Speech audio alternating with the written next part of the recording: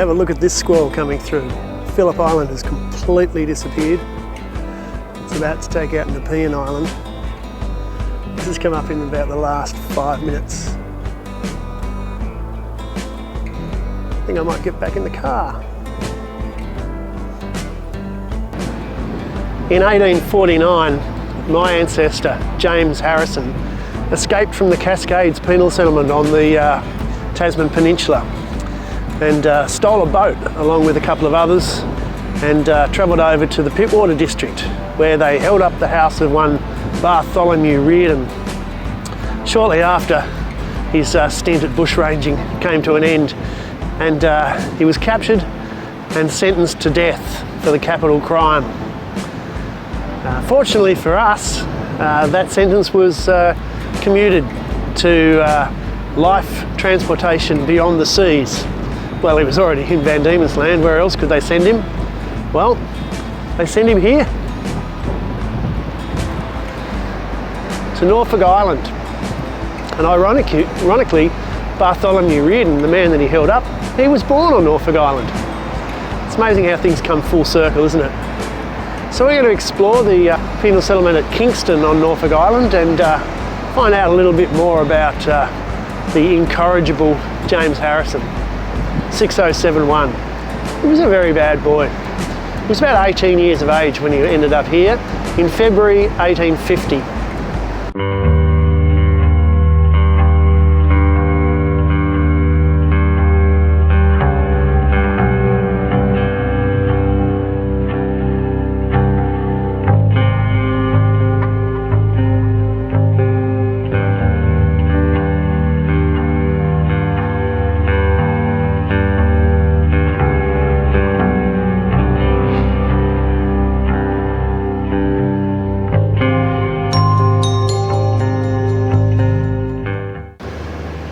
James left Tasmania on the Lady Franklin, and it was a 21-day sail arriving here in February of 1850. It didn't take long for James to get up to his old ways.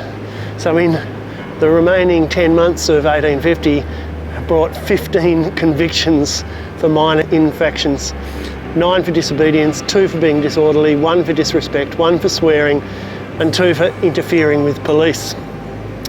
As a result, he got 30 months hard labour in chains.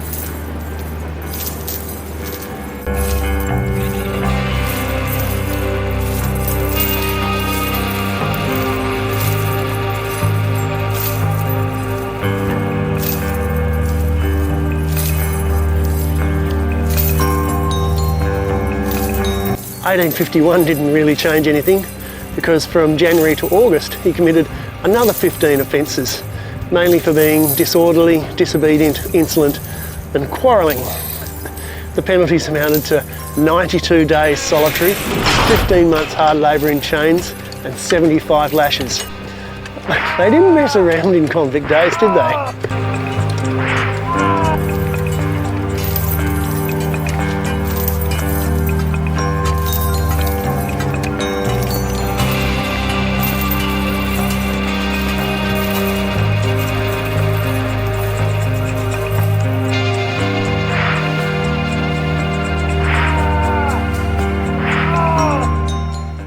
On September the 24th, 1851, James was charged with the crime of piratically stealing a boat, the property of the Queen.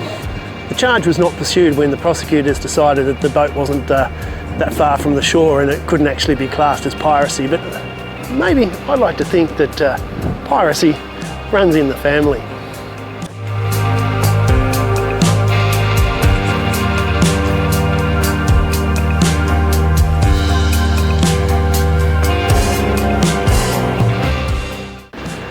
Notorious bushranger Martin Cash also spent time here on Norfolk Island after he was finally captured from his bushranging ways.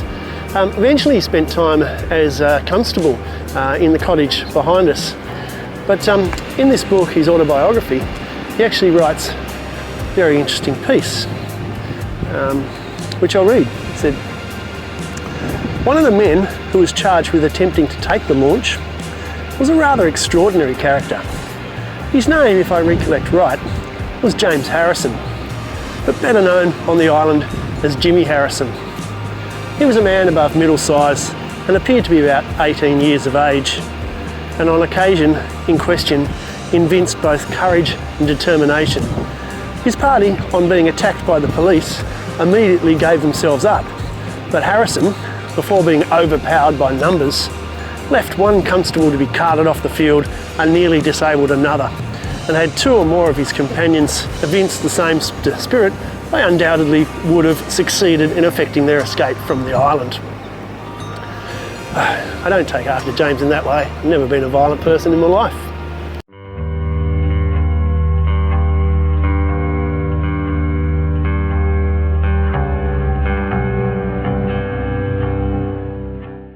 During the next 6 months of 1851, he was punished for disobedience, etc., with spells in solitary confinement. But on 15 May 1852, he was charged with another serious offence, this time for robbery while armed with a chisel. His conviction added another 3 years onto his sentence, 3 years hard labour and 3 months solitary confinement in each of those years.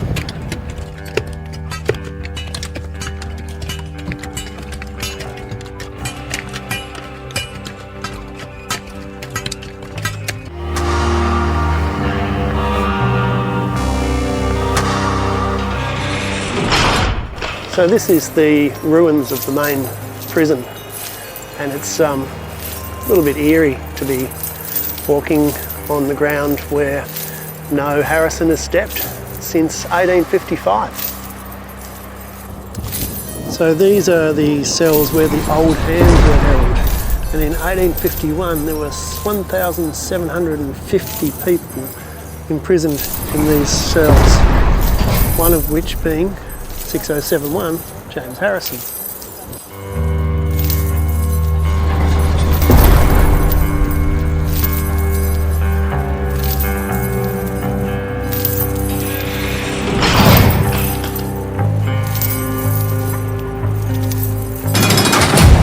Next to the pentagonal prison is what remains of the prisoners' barracks.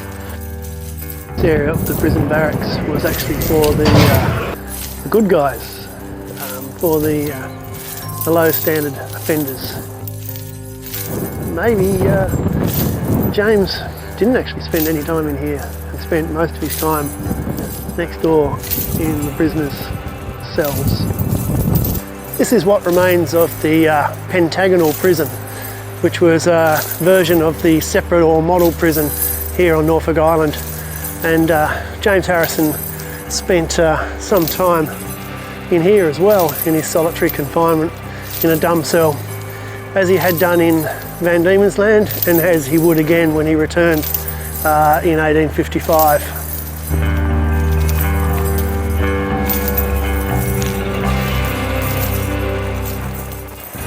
Throughout 1852 and 1853, things didn't actually get any better for James. He kept getting much more additional punishment. He might have actually developed a bit of a reputation by then, you know, like the naughty kid who always gets in trouble, because that's the one that the teacher or the jailer looks to. But yeah, 13 more convictions brought another 100 days solitary confinement. He was facing jail forever basically, and was mostly doing hard labour. He'd been sentenced to life imprisonment back in 1849. He had to spend the first 6 years here on Norfolk Island. But in 1852 he received another 3 years on top of the life sentence. So what, they're going to keep him in prison after he's dead? 3 months of each of that year would be spent in solitary, and after that he was then sentenced to another 79 days in solitary. Not a pleasant time, and it's not surprising that Norfolk Island was regarded as a hell on earth.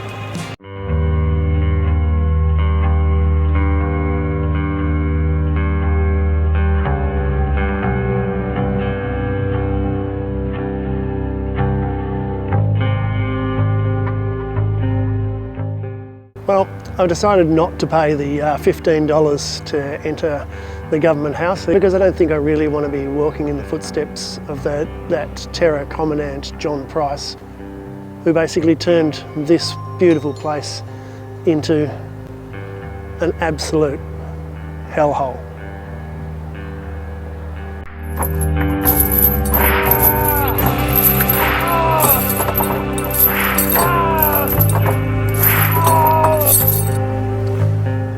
How the other half live.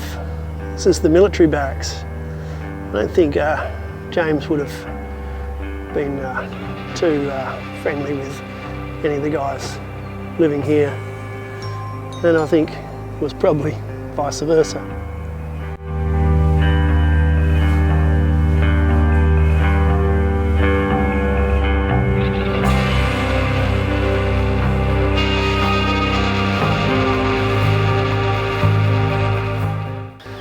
So this building here is the Norfolk Island Research Centre, where you can find out about your ancestor. So let's go inside and see if we can find any more about James and his time here on Norfolk Island.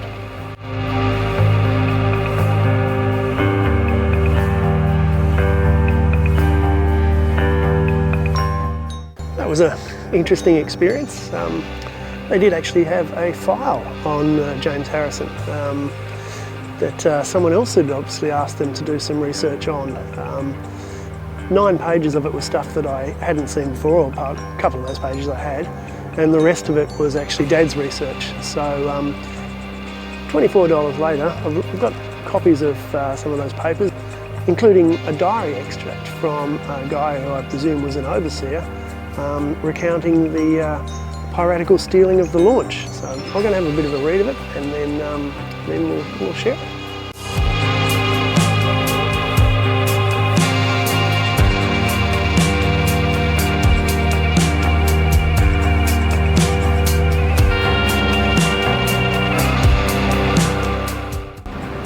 So thanks to the helpful people at the Research Centre, we've been able to find out a little bit more about the piratical seizure of the launch. From the diary of Aaron Price, 24th September, the sequel is this. The launch leaves at 1 p.m. with baggage, and Howe and Duncan to the Franklin off the settlement.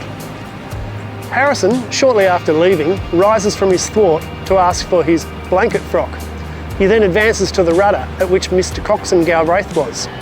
Neil then advances and threatened Mr. Galbraith with a chisel, found subsequently to drive to his heart. The boat was now in the hands of the prisoners. They square sail and go to Balls Bay with the intention of putting Mr. Duncan and Mr. Howe ashore. From the Commandant, with the crew of Mr. Thompson, Woolf, prisoners 526 Sanders, 423 Cooper, 112 War, 248 Day, proceeded around in the direction of Balls Bay in pursuit. 2 p.m, the Franklin makes a move, and after turning the windmill point, lowers a boat, retakes the launch and the prisoners into custody. Coombs, Lloyd, Small, Neil, Harrison, Skiffington, Smith and Wallace. 6 loaves of bread, knife chisel alluded to, found in the boat. Whaleboat arrives at 5:30 with the conspirators and were lodged in jail, heavily ironed and manacled. Since 1846, I think there has not been so much excitement on the island as upon this occasion. The determined conduct of the Commandant was particularly admired.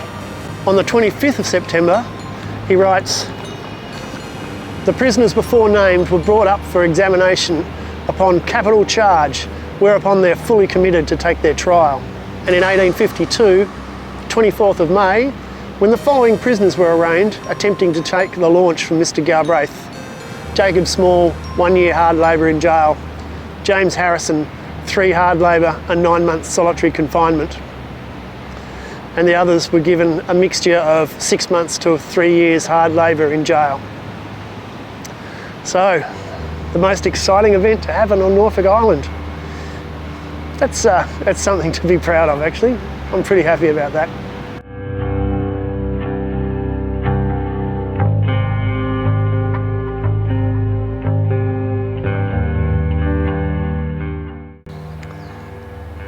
After more than 2 years on Norfolk Island and more than 12 years in total in prison, James seemed to have a change in his ways, and he stopped rebelling against the system. Or maybe it also coincided with the fact that the Commandant from Hell, John Price, had actually moved on from Norfolk Island, and maybe James wasn't in the spotlight so much. But in the last 2 years and 10 months of his time on here, he didn't offend again. I guess perhaps that 165 stripes on the breeches, 149 lashes over his period of time in prison, together with more than 9 years of hard labour in chains. Finally he'd had enough, so the last couple of years it was all good. We don't therefore have any record of what happened to him, seeing as the records are only of the people who do the wrong thing.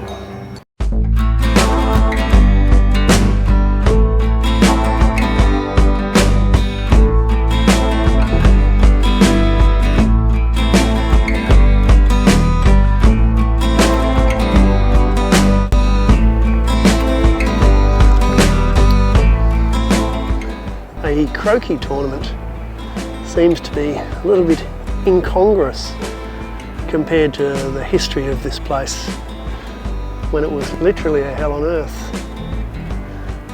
How times have changed.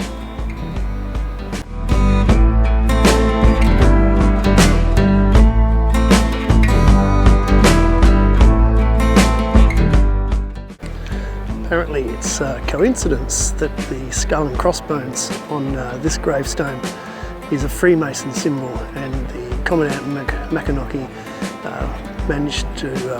decided to grant these 3 executed men a gravestone. But what were they executed for? They were actually executed for piracy. So coincidence, or maybe a little bit of apt justice?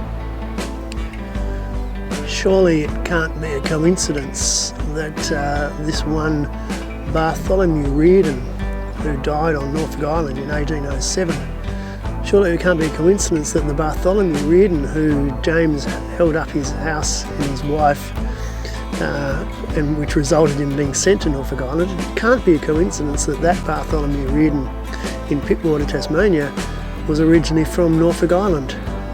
Am I looking at a relative of the person whose, not his actions, but my great-great-grandfather's actions ended up being sent here? Interesting. Transportation had ended to New South Wales in 1850 and in 1855 in Tasmania. And so at the end of 1855, the decision was made to close down the Norfolk Island penal settlement. And James Harrison, together with 118 other convicts, got onto ships and sailed back to Van Diemen's Land. So that's the end of this story, although it's not the end of the James Harrison story. And when I get back to Tassie, I'll visit some other sites where James spent time as convict 6071, and we'll continue the story there. But for now, it's time to say goodbye to Norfolk Island. And if you've enjoyed this one, please click like, please subscribe, add some comments, and we'll see you again somewhere on the road. Thanks for watching.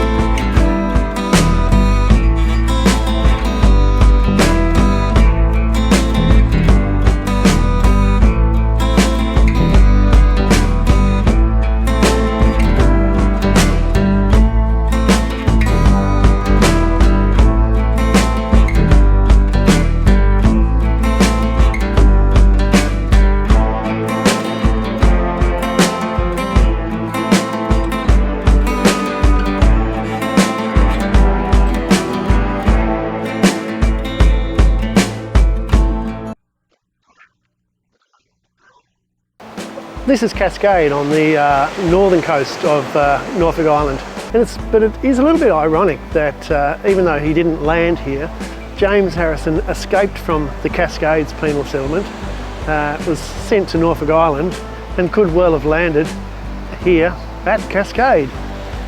But he didn't, he landed at Kingston at the pier off there. That James Harrison, he was a right constable.